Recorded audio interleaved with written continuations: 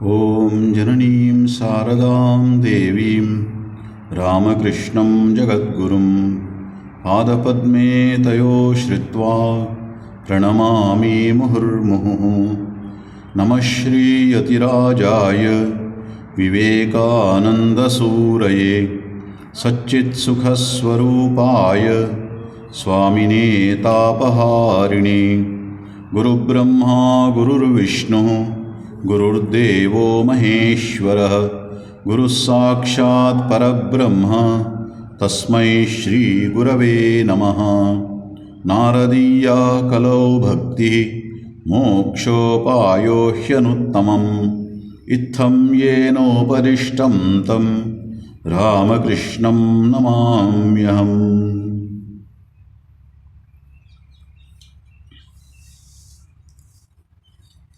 नारद भक्त सूत्र अध्ययन करने हम लोग, और इस सिलसिला में 15 दिन पहले जब हम मिले थे उस समय एकांती भक्त, मुख्य भक्त या पराभक्त जो है उनके लक्षण को हम देख रहे थे। उनका अंदर जो लक्षण होगा उसके बारे में हम कुछ नहीं बोल सकेंगे, क्योंकि सब एक के अंदर जो भी हो रहा है, भाव हो जो भी हो, उसको कोई लक्षण हमें दिखा नहीं पड़ता। लेकिन उसका जो बाह्य लक्षण होता है, अंदर जो भी हो रहा है उसका एक बाह्य लक्षण होता है। जैसे किसी को पेट दर्द हो, मुंह में तो उसका दर्द दिखी पड़ता है। वैसा ही भक्ति का भी जब अंदर से भाव का ये जो चल रहा है, उनका अहंकार सब पूर्ण रूप से मिट गया है और केवल भक्ति भगवान ही है उनके अंदर। उनका भाव ही जो है, जब भगवान मतलब अहंकार मिट गया तब क्या रहेगा? उनके अंदर भगवान रहेंगे। भगवान की विशेषता क्या है? सच्चिदानंद स्वरूप, जो आनंद जो है उनके मुंह में दिख पड़ता है और उनके चाल चलन में इसका जो परिणाम वो दिख पड़ता है। नारद जी कहते हैं भक्ता एकांतिनो मुख्याः।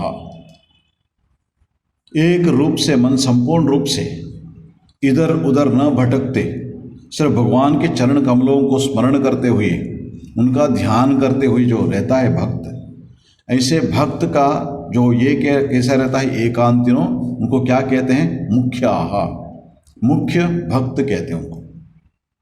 और एक रूप से उनको पराभक्त ये भी कहते हैं।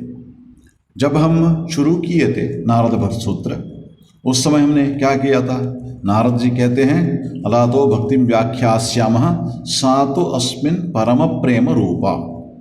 भगवान के चरण कमलों में परम प्रेम जब होता है, भगवान में जब परम प्रेम होता है, प्रेम हम सब जानते हैं, समझते हैं, लौकिक रूप से हम सभी जानते हैं, माँ के अपने संतान के प्रति और स्वामी के प्रति जो भक्त का दास का जो होता है, ऐसे कहीं ना कहीं एक प्रेम जो रहता है, उसको जब भगवान के ओर हम उसको भगवान के ओर मोड़ देंगे, वो क्या होता है? उसको सातो अस्मिन् परम प्रेम रूपा, उसका इंटेंसिफाई होना चाहिए। होने से उसको भक्ति कहते हैं, पराभक्ति कहते हैं। और ये सब कहने के बाद एक है ना, एक के बाद सूत्र पढ़ते पढ़ते हम आए हैं। और अभी वो जो भक्त का मतलब पहले गौण भक्त जो है उसके बारे में, मतलब साधना भक्ति के बारे में उन्होंने बताया, कैसे साधना करना चाहिए भक्त को। ये सब कहने के बाद अभी वो पराभक्ति का लक्षण और एक बार हमें वो समझा रहे हैं नारद जी। एकांत भक्ति हो गया, और ये होने से क्या होता है? कंठावरोध रोमांचाश्रुभिः। वो कहते हैं ये जो मुख्य भक्त जब होता है, कंठ अवरोध रोमांच, वो भगवान के बातें करने में बातें नहीं कर पाते, गदगद हो जाते हैं, रोमांच होता है उनको। भगवान के स्मरण करते ही उनको रोमांच हो जाता है। अब देखिए ये आनंद मिलने के लिए क्या क्या करते हैं दुनिया में ना, अंदर से जो आनंद मिलने के लिए क्या क्या करते हैं लोग, अलग अलग तरीके अपनाते हैं। कई कई लोग समझते हैं अधिकार मिलने से आनंद मिल जाता है, कई कई लोग समझते हैं मतलब है ना कोई नाम यश मिला उससे आनंद मिलता है, और कई कई लोग आजकल ना वो ड्रग्स लेने से आनंद मिलता है ऐसे समझते हैं। ये सब जो है ना लक्षण यहाँ पर दिख पड़ता है। जो उसको जो आनंद मिलता है भक्त को, वो क्या होता है? कंठावरोध। भगवान के नाम बोलते ही आनंद से गदगद हो जाते हैं और रोमांचन होता है। परस्परम लपमाना, तब क्या करते हैं? अपने आप में परस्पर, दो भक्त मिलने से भगवान के बारे में ही बातें करते हैं। परस्परम लपमाना, परस्परम अपने आपस में, क्योंकि दूसरे किसी से कैसे बात करेंगे? जो उस विषय पे जानते नहीं, जिसको भक्ति का कोई गंध भी नहीं है, उनसे क्या बात करेंगे? इसलिए उन लोगों से बातें नहीं करते। जो और एक भक्त है उनके साथ बैठ के घंटे भर बातें करते रहते हैं। परस्परम लपमाना, और उसके बाद उससे क्या होता है ना, पावयंती कुलानी। ऐसे जब भक्ति होता है ना, भक्ति होने से उस भक्त का कुल ही पावन हो जाता है। सारा कुल, उनका जो परिवार जो है, पीढ़ी कहते हैं 7 पीढ़ी तक, सब वो सब मुक्त हो जाएंगे। पावयंती कुलानी पृथ्वीम च, और जिस जन्मभूमि में उनका जन्म हुआ है, जहाँ पर वो रहते हैं, उसको भी पावन कर देते हैं, पवित्र कर देते हैं। ऐसे भक्त पवित्र कर देते हैं। ये दोनों सूत्र हम पढ़ें। और उसके बाद आज का जो है वो क्या है? सूत्र नंबर 69, सूत्र नंबर 69। तीर्थी कुर्वन्ति तीर्थानि, सुकर्मी कुर्वन्ति कर्माणि, सच्छास्त्री कुर्वन्ति शास्त्राणि। तीर्थी कुर्वन्ति तीर्थानि, ये भक्त जो है वो तीर्थी कुर्वन्ति तीर्थानि, मतलब ये, और उसके बाद सुकर्मी कुर्वन्ति कर्माणि, सच्छास्त्री कुर्वन्ति शास्त्राणि। इसका मतलब क्या है? भक्तों के संस्पर्श में तीर्थ समूह तीर्थ की मर्यादा प्राप्त करते हैं। तीर्थी कुर्वन्ति तीर्थानि, तीर्थी मतलब यहां पर भक्त जो है। ऐसे भक्त क्या करते हैं? कुर्वन्ति तीर्थानि, वैसे भक्त के संस्पर्श में आने पर तीर्थ बनता है। और तीर्थ को तीर्थत्व कौन देते हैं? अच्छे मंदिर बना दिया, सब लोग आने लगे, ऐसा नहीं चलेगा। कोई एक महात्मा जहाँ पर रहते हैं वहाँ पर आप देखिए उसको तीर्थत्व प्रदान होता है, क्योंकि वो उनका जीवन जो है, उनको जो भगवान के अनुभव जो होते हैं, भगवान के आनंद अनुभव करते हैं, इस कारण से उनके संस्पर्श से उस क्षेत्र को तीर्थत्व मिलता है। तीर्थी कुर्वन्ति तीर्थानि, और उसके बाद सच्छास्त्री कुर्वन्ति शास्त्राणि, उनके द्वारा आचरित कर्म समूह कर्म सुकर्म के रूप में गृहीत होते हैं। उनके जो भी कर्म करते हैं, ऐसे भक्त जो भी कर्म करते हैं, लोग क्या समझते हैं? वो आचरण योग्य है, वो सुकर्म बन जाता है। जो भी कर्म करते हैं वो सुकर्म बन जाता है। क्यों? जब भी हम कुछ करना चाहते हैं ना, हमारे मन में द्विधा आ गया, तब क्या करते हैं? महात्मा लोग कैसे करते थे, महात्मा लोग क्या करते थे, है ना, इसको हम देखना चाहते हैं। वो जैसे आचरण करते थे वैसे हम आचरण करना चाहते हैं। सुकर्मी कुर्वन्ति कर्माणि, ये जो कर्म जो है उसको ये क्या करते हैं? उसको सुकर्म बना देते हैं। जो भी कर्म करते हैं वो सुकर्म बनता है। सुकर्म मतलब क्या है? औरों को भी ऐसे उसको ऐसे आचरण करने के लिए वो मदद मिलता है, मार्गदर्शन मिलता है। सुकर्मी कुर्वन्ति कर्माणि, वो जो भी करते हैं ऐसे भक्त, जैसे साधना देखिए, जो जब उनका साक्षात्कार हो गया ना, और बाद में बोलते देखो यहाँ बैठ के जप करते थे, है ना, सुबह शाम बैठ के यहाँ जप करते थे, तब लोग क्या करते हैं? वो भी ऐसे करने शुरू करते हैं, क्योंकि उनको तो भक्ति कहाँ से मिला? क्योंकि यहाँ बैठ के वो जप करते थे, है ना, इसलिए क्या करते हैं? जप करने शुरू करते हैं। वो जो भी कर्म किया उन्होंने, साधना हो जो भी हो, वो क्या होता है? सुकर्म बन जाता है। सुकर्मी कुर्वन्ति कर्माणि, सच्छास्त्री कुर्वन्ति शास्त्राणि। और वे जिन शास्त्रों को मानकर चलते हैं वे सब सच्छास्त्रों के रूप में परिणत होते हैं। सत्शास्त्र, सत्शास्त्र मतलब क्या है? शास्त्र जो आचरण योग्य जो है, वो लोग जो भी शास्त्र का आचरण करते हैं वो उनके लिए, भक्तों के लिए क्या होता है? आचरण योग्य बन जाता है और दूसरों को भी आचरण योग्य बन जाता है। इसका मतलब ये जो शास्त्र जो है उसको मान्यता दिलाते हैं, उसको मान्यता दिलाते हैं। कैसे? उस शास्त्र को आचरण करके, उस शास्त्र को आचरण करके। इसको धीरे धीरे समझाएंगे क्योंकि बहुत महत्वपूर्ण है ये ना, ये बहुत महत्वपूर्ण है। क्योंकि हम क्या करते हैं, तीर्थ क्षेत्र में जाते हैं और उसके बाद हमारे जीवन में कई आचरण करते हैं हम, और उसके बाद शास्त्र भी अध्ययन करते हैं, कौन से आचरण योग्य है कौन से नहीं, हमें पता नहीं। इसको थोड़ा हम ये करने से, एक्सप्लेन करने से तब पता चलता है इसका मतलब, इसका अर्थ क्या है। तीर्थी कुर्वन्ति तीर्थानि, ये भक्त, ऐसे भक्त, मुख्य भक्त, पराभक्त जो है वो तीर्थ को तीर्थत्व प्रदान करते हैं। तीर्थी कुर्वन्ति तीर्थानि, सच्छास्त्री कुर्वन्ति शास्त्राणि, शास्त्र को मान्यता दिलाते हैं, शास्त्र का आचरण करके उसको मान्यता दिलाते हैं। सुकर्मी कुर्वन्ति कर्माणि, जो कर्म जो है उसको जो आचरण करते हैं उसको भी मान्यता देते हैं, उसको सुकर्म बना देते हैं, कर्म को सुकर्म बना देते हैं। ये बात कहते हैं नारद जी। हम थोड़ा इसके बारे में समझने के लिए कोशिश करेंगे। देखिए जो तीर्थ जो है इसके बारे में कह रहे हैं यहाँ पे, उसको तीर्थ का अर्थ क्या है? हम तो ऐसे समझते हैं मतलब तीर्थ क्षेत्र, जहाँ भी हम जाते हैं तीर्थ क्षेत्र, जैसे हरिद्वार, हरिद्वार तो तीर्थ क्षेत्र हो गया, हमारे नज़दीक में है, हम जाते हैं बीच में, जब भी समय मिलता है जब जाके तीर्थ स्नान करके आते हैं, तीर्थ हो गया। और इसका अर्थ क्या है? तारयति यत् तत्तीर्थम वा तरति अनेना यत् तत्तीर्थम, मतलब ये जो यत्, जो हमें तारयति, इस संसार सागर से पार होने के लिए हमें मदद करता है, वही तीर्थ है। इसका मतलब देखिए, अब जब है ना, जब तीर्थ क्षेत्र के लिए जाते हैं, क्यों जाते हैं?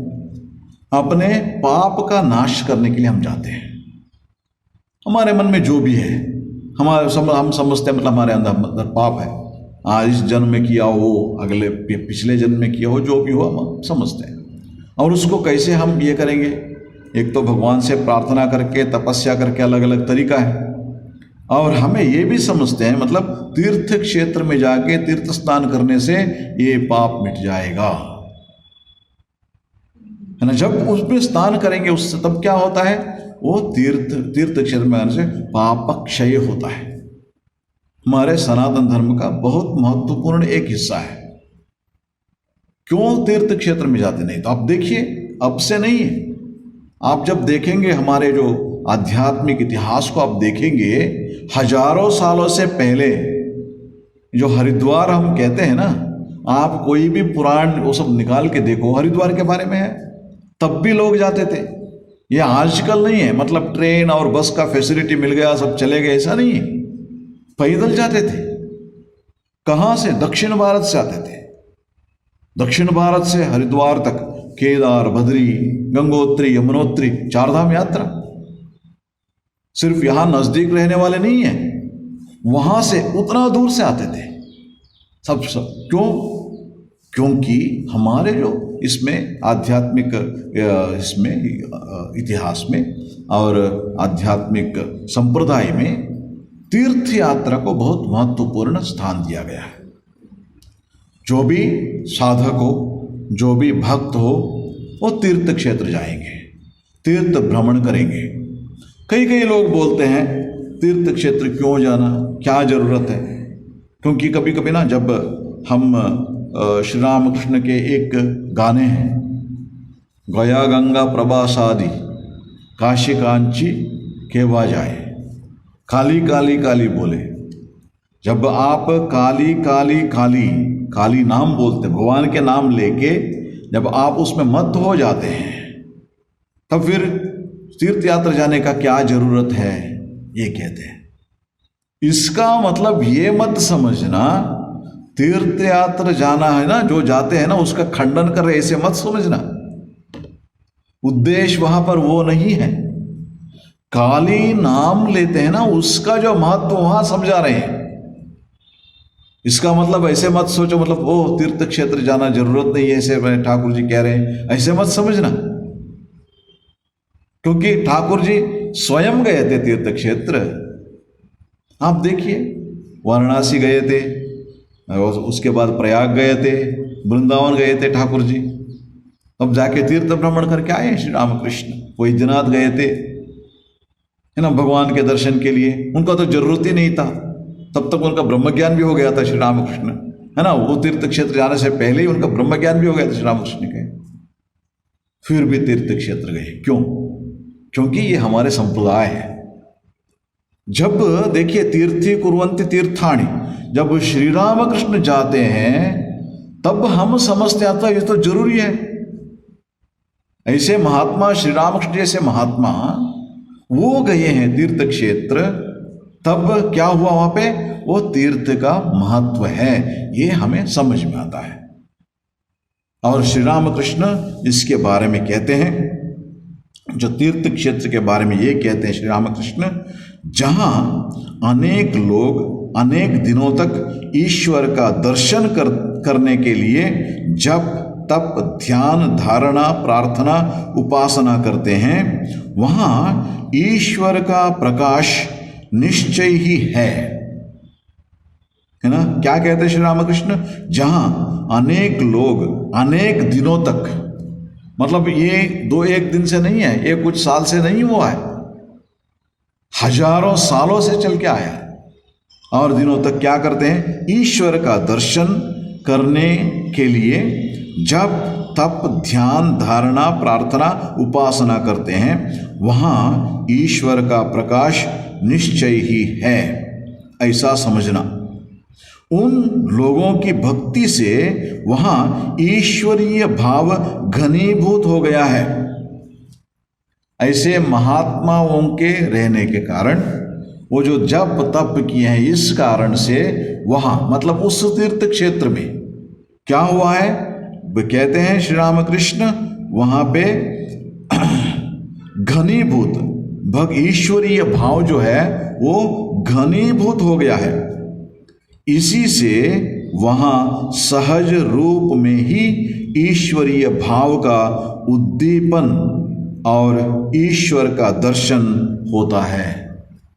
ईश्वरीय भाव का उद्दीपन, ईश्वर का दर्शन होता है।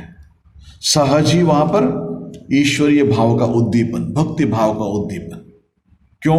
आप आजकल हम ना मॉडर्न बन गए ना, तो कई कई शब्दों को उपयोग करते हैं, उसको बताने से आप समझ में आता है। वाइब्रेशन बोलते हैं ना, वाइब्रेशन अच्छा है वहाँ पे।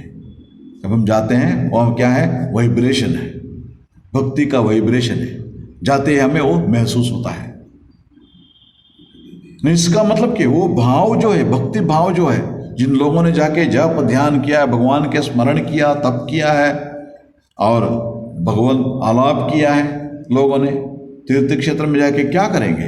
वहां पर जहां भी प्रवचन हो उसको सुनते हैं, नहीं तो कोई भक्त मिलते हैं वहां, उनके साथ भगवान के आलाप करते हैं। ये सब करने से क्या होता है? और उसके बाद तीर्थ स्नान करते हैं। वो भाव अपने आप में बहुत अच्छे मन में भाव रहता है, भगवान भगवत भाव। और इस कारण से क्या होता है ना, वहां पे श्री रामकृष्ण कहते हैं भक्ति घनीभूत हो जाता है। ईश्वरीय भाव जो है वो घनीभूत होकर रहता है। मतलब लगभग हमें महसूस होता है वहां पे जाने से, वहां पर जाने से महसूस होता है। आप जब कभी कुंभ मेला में, है ना, गंगा स्नान जाने के लिए जब गए हैं, जो भी गए, क्योंकि हरिद्वार तो यहाँ नज़दीक में पड़ता है, जो भी गए हैं उनको ये महसूस होगा। उस समय इतना भक्ति भाव से हजारों लाखों लोग, है ना, सब जाके जब स्नान करते हैं, उनके मन में क्या रहता है? वो भक्ति भाव रहता है। उसके हमें भी, हमारे मन में भी वो भक्ति भाव बहुत सहज रूप से उसको उद्दीपना होती है। उद्दीपन होती, भक्ति भाव, है ना। ये बात श्री रामकृष्ण कहते हैं। और एक बात कहते हैं श्री रामकृष्ण, युग युगांतर से कितने ही साधु भक्त सिद्ध पुरुषगण इन सब तीर्थों में ईश्वर दर्शन के लिए आए हैं। अन्य सारी वासनाओं को छोड़कर ईश्वर को प्राणों के आवेग से पुकारा है। इसलिए ईश्वर के सभी जगहों पर समान भाव से रहने पर भी इन सब स्थानों में उनका विशेष प्रकाश है। भगवान तो हमारे शास्त्र में यही कहते हैं, भगवान तो सभी जगह में है। कभी कभी ना कई लोग जो मतलब वो जाना नहीं चाहते, उनका ये आर्ग्यूमेंट रहता है भगवान तो सब जगह में, फिर तीर्थ क्षेत्र में जाने का जरूरत क्या है। अच्छी बात है, तुम्हारे मन में ये भाव जागृत हो, है ना, ये भाव तुम्हारे मन में जागृत, सब समय भगवान को उसमें महसूस करते हो, तब तो आपको जाने का कोई जरूरत नहीं है, कोई जरूरत नहीं है। श्री रामकृष्ण कहते हैं भगवान के नाम स्मरण करने से जब आंखों में आंसू बहने शुरू कर देते हो, आनंद की आंसू बहने शुरू कर देते हो, तब फिर साधना करने का कोई जरूरत नहीं है। इसलिए ऐसे एक महात्मा को फिर तीर्थ क्षेत्र में जाने का कोई जरूरत नहीं पड़ता, और दूसरे सभी को। क्यों? क्योंकि यद्यपि सभी जगह में परमात्मा सभी जगह में विद्यमान है, सर्वम खलविदम ब्रह्मा, सभी ब्रह्म है, फिर भी हमें कहाँ से मिलते हैं, मतलब जो उनका अनुभव कैसे होता है, जब तीर्थ क्षेत्र में जाते हैं वहाँ हमें उनका अनुभव और भी ज़्यादा होता है, वो महसूस होता है भक्ति भाव वहाँ पे। इसीलिए तीर्थ क्षेत्र में जाना पड़ता है, इसीलिए तीर्थ क्षेत्र में जाना पड़ता है। और तीर्थ क्षेत्र को तीर्थत्व कौन प्रदान करते हैं? ऐसे महात्मा जिसको मुख्य भक्ति हुआ है, भगवान के भक्ति, मन सब समय भगवान के ओर ही, है ना, चलता है। श्री रामकृष्ण कहते हैं उनका मन कैसा रहता है? उत्तरमुखी।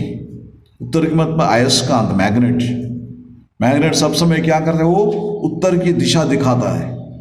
वैसे ही ये भक्तों का मन ना सब समय भगवान के ओर ही चलता रहता है। बस आप कुछ भी करो, सिर्फ भगवान की बातें बोलेंगे, उनका स्मरण में ही रहेंगे, आप कुछ भी करो, ये उनकी भाव है। जब ऐसे लोग जहां पर रहते हैं ना, वो तीर्थ क्षेत्र बन जाते हैं, तीर्थत्व का प्रदान होता है। जब हम जाते हैं कमरपुकुर, जयराम बाटी, दक्षिणेश्वर, क्यों जाते हैं? क्योंकि दक्षिणेश्वर में श्री रामकृष्ण तपस्या की थी, मां शारदा वहां तपस्या की थी, स्वामी विवेकानंद वहां तपस्या की थी। वैसे ही जयराम बाटी श्री रामकृष्ण के जन्म स्थान है, और मां शारदा भी वहीं रहती थी कमरपुकुर में।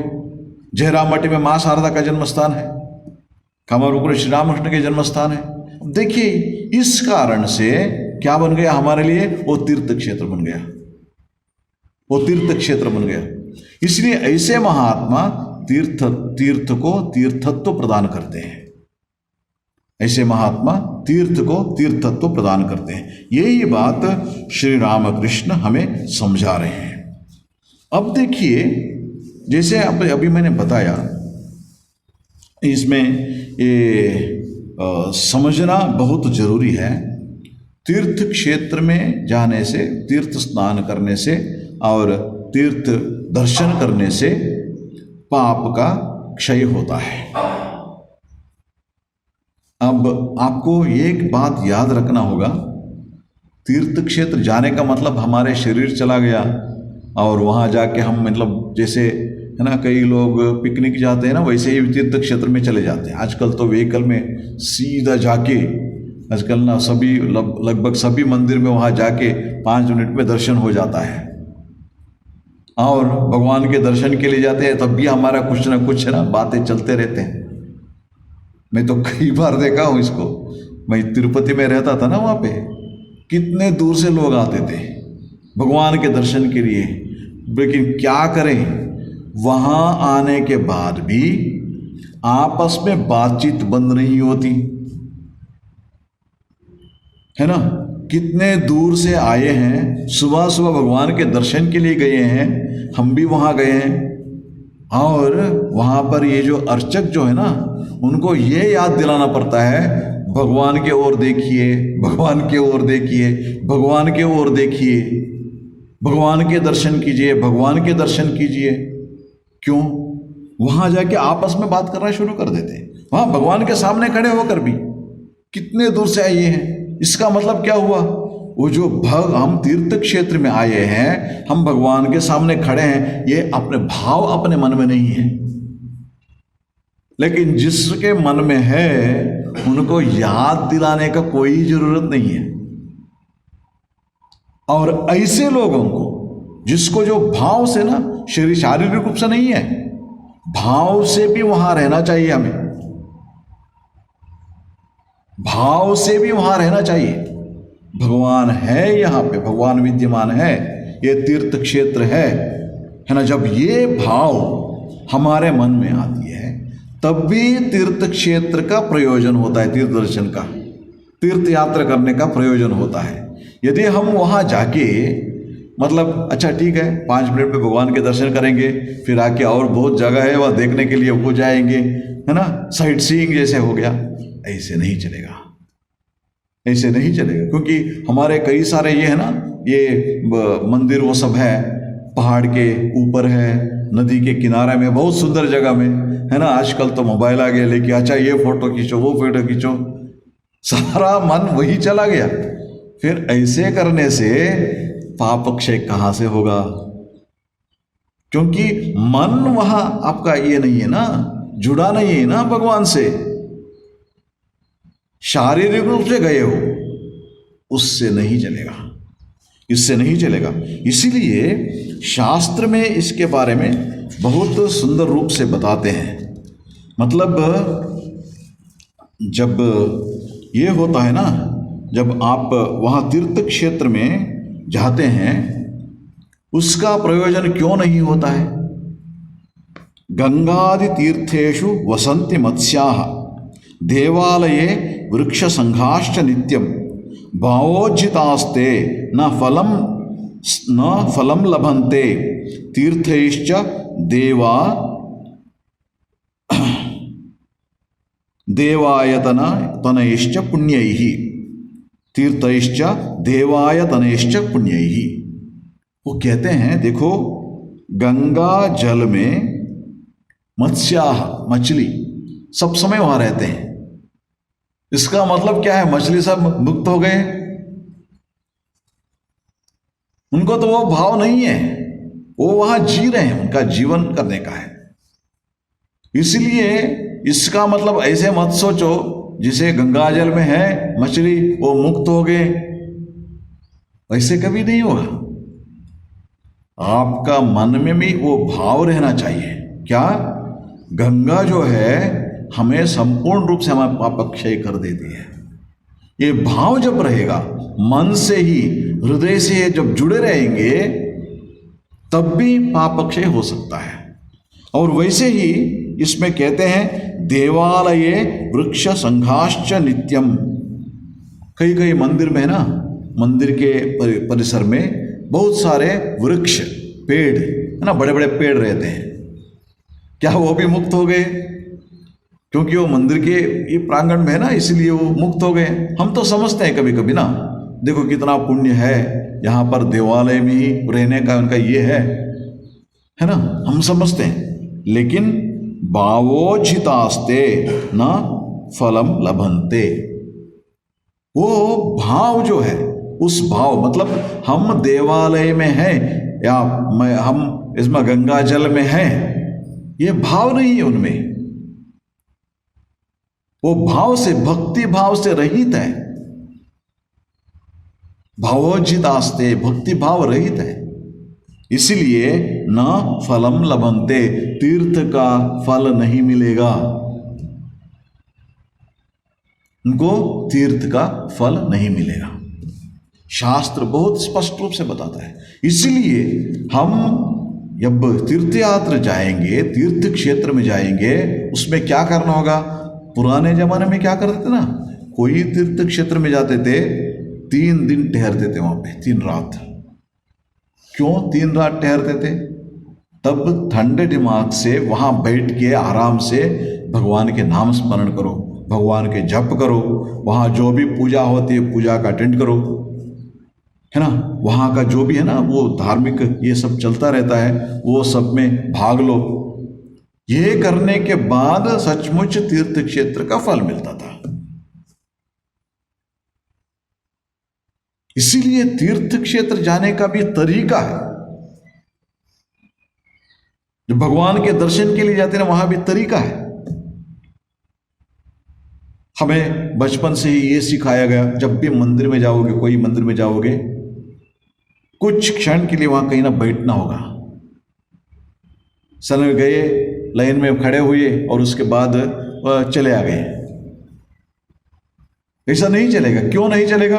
जब दर्शन के लिए रहते हैं ना, बहुत सारे लोग रहते हैं, अलग अलग तरीके का बातचीत सब चलता रहता है, हो सकता है हमारे मन में भक्ति भाव ना हो। इसीलिए कुछ क्षण के लिए कहीं ना कहीं बैठ के हमारे मन को वहां का जो वातावरण जो है, वाइब्रेशन जो, उसको ट्यून करना पड़ेगा। वहां बैठ के भगवान के स्मरण करो, जाप करो। कुछ समय बैठना होगा, वो भी 5 मिनट भी हो सकता है, लेकिन वहां बैठ के थोड़ा भगवान के स्मरण करके, जाप करके, फिर उसके बाद आना। बचपन में सिखाते थे माता पिता। उसका कारण क्या है? कारण ये है, नहीं तो क्या होता है ना, वो कुछ जगह में कहीं गए, मार्केट में गए, कुछ खरीद के आ गए, वैसा ही मंदिर में गए, भगवान के दर्शन करके आ गए। मन उस समय भगवान के सोच में नहीं है। जब तक नहीं रहेगा तब तक हमें उसका फल नहीं मिलेगा। जब हम भगवान के स्मरण करेंगे, मन को भगवान के साथ जोड़ेंगे, तब उस तीर्थ क्षेत्र का प्रयोजन हमें मिलता है, तीर्थ क्षेत्र का प्रयोजन हमें मिलता है। इसीलिए यहां पर नारद जी कहते हैं, तीर्थी कुर्वन्ति तीर्थाणी। अब देखिए, अब ये भी प्रश्न ये होता है, जब हम तीर्थ क्षेत्र में जाते हैं ना, तीर्थ क्षेत्र में जाने से क्या होता है? पाप क्षय होता है। इसका मतलब बहुत सारे लोग बहुत सारे साल से आए हैं और उस तीर्थ क्षेत्र में पाप जो है वो सब घनीभूत होंगे ना, सभी का पाप वहां पर रहे होगा। हाँ, अब क्या होगा? देखिए, इसके लिए हमें भागवत में बहुत सुंदर एक ये है, मतलब आख्यान है। वो क्या है? जो भगीरथ गंगा माता को इस धरती में लाने की वो जो कोशिश कर रहे हैं ना, उस समय वहां जाके, उस समय ही गंगा माता बोलती है, देखो मैं धरती पर आऊंगा ना, तब ये पापी ये सब लोग आके मेरे में स्नान करेंगे, उन सभी का पाप ग्रहण करना पड़ेगा मेरे को। गंगा माता ये बात कहती है ना, ये प्रश्न पूछती है, क्या करूं? उन सभी का पाप ग्रहण करना पड़ेगा, उसके लिए मैं जाऊं वहां पे धरती पे। तब वो कहते हैं, मतलब तब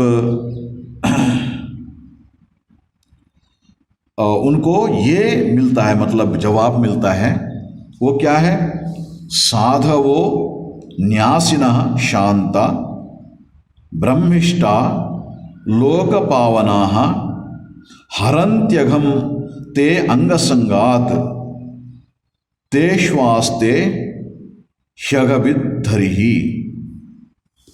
मतलब साधवो, साधु लोग जो है, न्यासिनः, जो सब कुछ इस दुनिया में जो कोई उनको ये नहीं है, मतलब कोई वांछा नहीं है, संपूर्ण रूप से वो इससे मुक्त हो गए हैं, कोई भी आशा नहीं इस दुनिया में कोई कुछ चीज का। ऐसे लोग न्यासिनः शांता, मन को शांत किए हैं। शांत कब होता है मन में? जब ये आशा है ना, ये पाना वो पाना, मैंने बताया था, कामना जो है, कामना वासना, इससे जब मुक्त होता है तब ही मन शांत होता है। ऐसे शांत ब्रह्मिष्ठा और ब्रह्मज्ञानी लोग, लोक पावना, जो सारा दुनिया को पावन करते हैं, ऐसे लोग आके हरंति अघम ते अंग संगात, जब तुम्हारे अंदर स्नान करेंगे वो लोग तुम्हारे पाप को विनाश करेंगे। कैसे करेंगे? ते श्वास्ते ह्यगभिद्धरि ही, क्योंकि वो कैसे होता है, उनके अंदर हरि बसे हैं, भगवान विष्णु बैसे हैं उनके हृदय में। जब वो स्नान करेंगे ना तब वो भगवान के ये जो है ना उनका उपस्थिति का कारण, जब वो स्नान करेंगे भगवान भी आपके स्पर्श करेंगे, उनका अंग स्पर्श होगा। इसका मतलब क्या है? भगवान का अंग स्पर्श होगा, क्योंकि उसके हृदय में भगवान बसते हैं। इस कारण से गंगा को कहते हैं तुम्हारा पाप हरण होगा। इसलिए जब भी वो महात्मा आते हैं, कोई नहाते हैं आपके इसमें, आपका पाप संपूर्ण रूप से क्षय हो जाएगा। इसलिए गंगा सब समय पवित्र रहती है। इतना भी आप जाओ, इसका मतलब कोई पापी जाके वहां नहा लिया और उसका पाप ये हो गया और गंगा में सब गंगा पापी बन गई, ऐसा नहीं होगी। क्यों नहीं होगी?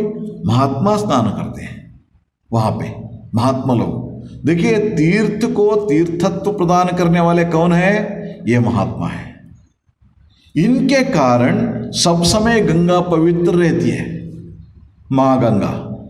वैसे तो गंगा पवित्र है, और जब उनको ये संशय आया, जब पापी लोग जब नहाएंगे उनका पाप को ग्रहण करना पड़ेगा मेरे को, फिर मैं कैसे ये हो जाऊं, इसका ये क्या है, मतलब कैसे, इसका मार्ग क्या है, उपाय क्या है?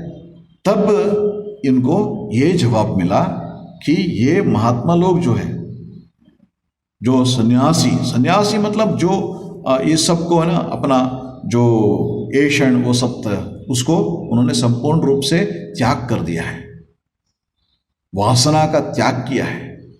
ऐसे महात्मा जो है जब वो आके नहाएंगे तब क्या होता है? भगवान हरि, गंगा पवित्र क्यों है? क्योंकि वो हरि पादोदकम, विष्णु पादोदकम, विष्णु पाद से जन्मती है। का जन्म स्थान कहाँ पर है? विष्णु पाद है, इसलिए गंगा सब समय पवित्र है।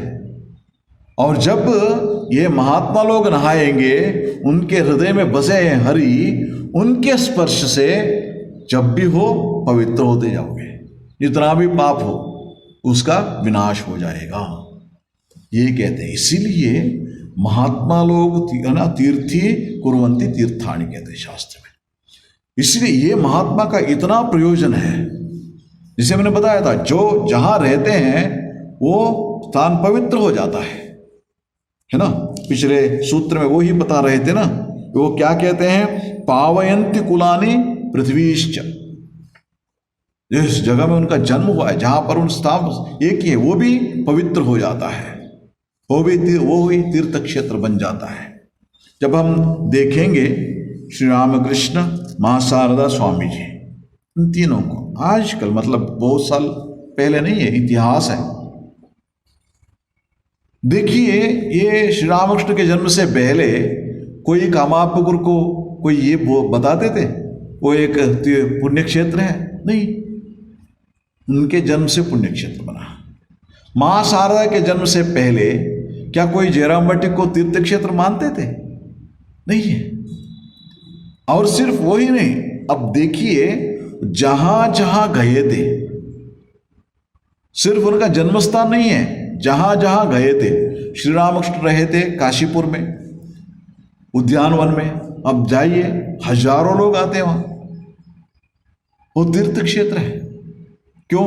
श्री रामकृष्ण थे वहां पे, श्री रामकृष्ण बसे थे वहां पे, इसलिए वो तीर्थ क्षेत्र बन जाता है। वैसे ही मां शारदा, आप जब देखेंगे, मैंने पहले भी एक बार बताया था आपको, बेंगलुरु राष्ट्र में मां शारदा आई थी 1911, है ना।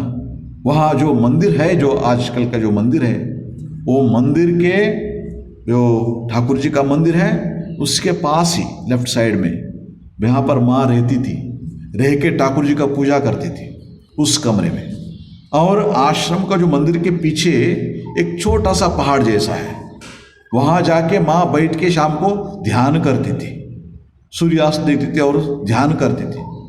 अब आप देखिए रोज हजारों लोग आते हैं वहाँ दर्शन करने के लिए, उस मंदिर को दर्शन के लिए, और उस पहाड़ में बैठ के है ना वहीं पर बैठ के ध्यान करते हैं लोग, शांति पाते हैं, तीर्थ क्षेत्र बन गया। वैसे स्वामी विवेकानंद, बहुत सारे जगह है, मतलब माँ शारदा का सिर्फ एक ही नहीं है, बहुत सारे जगह है जहाँ पर लोग आते हैं दर्शन करके अपने आप को पवित्र मानते हैं। वैसे स्वामी विवेकानंद का भी, उनका जन्म स्थान तो है, हम जानते हैं कलकत्ता में जो स्वामी विवेकानंद का जो घर जो है उसको। उसके अलावा और एक जगह मैं आपको ये बताना चाहता हूँ, कर्नाटक में बेलगांव, जहाँ पर स्वामी विवेकानंद थे वो है। और आजकल ये फरवरी 1 से फरवरी 9 तक एक गुजरात तीर्थ यात्रा हुई। साधु सब ना लगभग 100 से ज़्यादा साधु हम एक सब मिलके वहाँ गए थे। वहाँ पर कहाँ गए थे? जहाँ जहाँ पर स्वामी विवेकानंद ठहरे थे, वो सब अभी मॉन्यूमेंट बन गया, पवित्र बन गया। आप समझिए, मतलब जो जहाँ जाके स्वामी जी सोमनाथ में बैठ के वहाँ ध्यान किए थे स्वामी जी, और जहाँ वडोदरा में स्वामी जी ठहरे थे जिस बंगलों में, है ना, वहाँ पर आपको जहाँ भी आप देखो, पोरबंदर में सुदामपुरी कहते थे उसको, वहाँ पे जहाँ पर स्वामी जी ठहरे थे वहाँ पे वो सब तीर्थ क्षेत्र बन गया। लोग आते हैं, हजारों लोग आके दर्शन करके जाते हैं। इसलिए ये जो ये है ना, उनके स्पर्श से, उनके रहने के कारण वो क्या होता है, ये तीर्थी कुर्वन्ति तीर्थाणी, तीर्थी कुर्वन्ति तीर्थाणी से उनके एक विशेषता है। इसीलिए ये महात्माओं के जीवन इतना महत्वपूर्ण होता है, जिसका ये हो गया मतलब साक्षात्कार हुआ है, जो जिसको हम भगवान के रूप मानते हैं, भगवान का प्रतिनिधि मानते हैं। इतना महत्व होता है, वो जहां जहां पर जाते हैं वो क्षेत्र पवित्र हो जाता है, वो तीर्थ क्षेत्र बन जाता है, वो तीर्थ क्षेत्र बन जाता है। और उसके बाद तीर्थी कुर्वन्ति तीर्थाणी, ये बात कही। और उसके बाद सच्चा सुकर्मी कुर्वन्ति कर्माणि, जो भी ये महात्मा काम करते हैं, जो भी करते हैं, वो क्या होता है, वो सुकर्म बन जाता है। भगवत गीता में श्री कृष्ण बहुत सुंदर एक बात बताते हैं, यद्यद आचरति श्रेष्ठ तत्तदेवेतरो जनाः स यत् प्रमाणम कुरुते लोकस्तदनुवर्तते। श्रेष्ठ लोग जो है, श्रेष्ठ लोग कौन है? हम तो आजकल तो हमारे हिसाब से श्रेष्ठ लोग अलग है, उसके बारे में नहीं कहते हैं शास्त्र में। शास्त्र में जो लोग भगवान के साक्षात्कार किए हैं, भगवान का अनुभव किए हैं, जो लोग भगवान के अनुभव किए अपने जीवन में, वो लोग श्रेष्ठ है। ऐसे श्रेष्ठ लोग यद यद आचरते, जैसे जैसे उनका आचरण होता है, तत्तदेव इतरो जनाः, वैसे ही और लोगों भी उसका अनुसरण करते हैं। आप कुछ बताने से तो ये तो ऐसे करते थे, जैसे मैंने बताया जब ध्यान करते थे ना, जब वो भक्त बनने से पहले जब ध्यान करते थे। अच्छा, वो तो जब ध्यान करते थे, देखिए वो भी बहुत ये हो गया, पवित्र कार्य हो गया। भगवान के भजन करते थे, भगवान के भजन करेंगे। तीर्थ क्षेत्र में श्री रामकृष्ण तीर्थ क्षेत्र गए हैं, अब वो एक बहुत महत्वपूर्ण बन गया। इसीलिए वो क्या होता है, यद्यदाचरति श्रेष्ठः तत्तदेव इतरो जनाः स यत् प्रमाणम, वो ही एक प्रमाण बन जाता है। लोका तदनुवर्तते, ऐसे लोग उसका अनुसरण करते हैं। इसीलिए सुकर्मी कुर्वन्ति कर्माणि स्वच्छास्त्री कुर्वन्ति शास्त्राणि। देखिए जो ये है, ये महात्मा क्या करते हैं, शास्त्र का अनुसरण करके शास्त्र को मान्यता देते हैं। जैसे आजकल है ना, आजकल के ज़माने में लोगों को जब हम ये कुछ बताते हैं आध्यात्मिक जीवन में ध्यान करने में, और कई लोग आके कहते हैं आप कैसे ध्यान करते हो, मैंने वो वीडियो देखा ऐसे बात ध्यान कर रहे हो। फिर हम वो पूछते हैं, अच्छा गुरु का जरूरत क्या है? गुरु का जरूरत भी क्या है, क्योंकि वीडियो में मिल जाता है ना इंटरनेट में, फिर उसका जरूरत क्या है? नहीं, उनका जरूरत है। क्यों जरूरत है? श्री रामकृष्ण कहते हैं जो काशी देखे हैं वो काशी जाने में हमें मार्गदर्शन दे सकते हैं। श्री रामकृष्ण कहते हैं स्पष्ट रूप से। श्री रामकृष्ण कलकत्ता में थे, हम सब जानते हैं, और इसलिए वो वहाँ बैठ के वो कहते थे उस वहाँ से काशी जाने का है ना, ये जो भी है उस तरफ जाएंगे, जो आके एक बार देख के आए हैं वो मार्गदर्शन। वैसे ही भगवान का जो स्मरण किए हैं, दर्शन किए हैं, वो लोग ही भगवान का मार्ग दिखा सकते हैं, ये नहीं है। नहीं तो देखिए श्री रामकृष्ण गुरु बिना गुरु माँ काली का दर्शन किए थे। श्री रामकृष्ण बिना गुरु माँ काली का दर्शन किए थे। शास्त्र में गुरु के बारे में बहुत सारे बताए गए हैं। लेकिन श्री रामकृष्ण जब माँ काली का दर्शन हुआ, कोई उनको गुरु थे आध्यात्मिक जीवन में? नहीं है।